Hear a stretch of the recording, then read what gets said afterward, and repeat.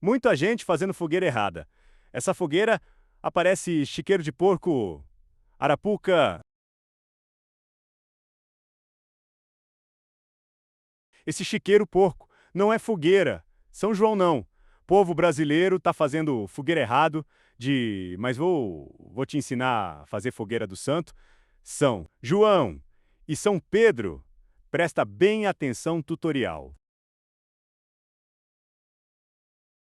Essa aí é arapuca, chamada chiqueiro. Nunca vi fogueira arapuca.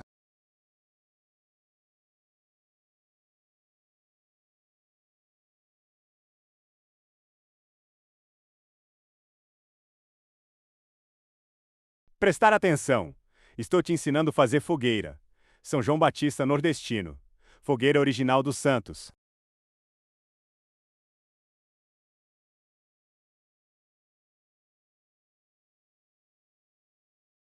É assim? Faz fogueira, São João Batista, dia 24 de junho de 2025, fogueira São João, ela atravessada.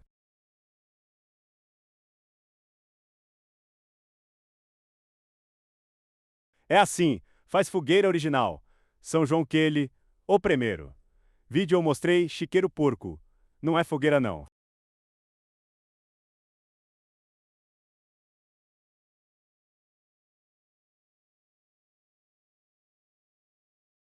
Essa verdadeira fogueira, São João Batista original.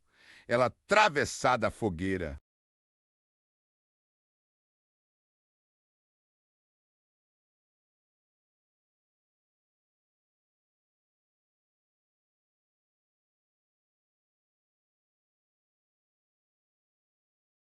Aqui vou fazer outra fogueira.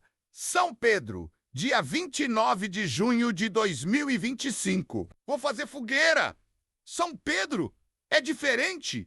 São João.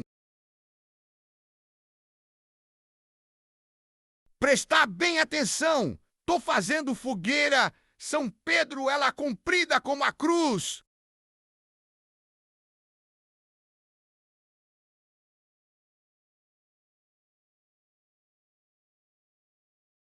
Impressionante, fogueira. São Pedro é assim, faz fogueira original e São Pedro no dia dele, 29 de junho de 2025.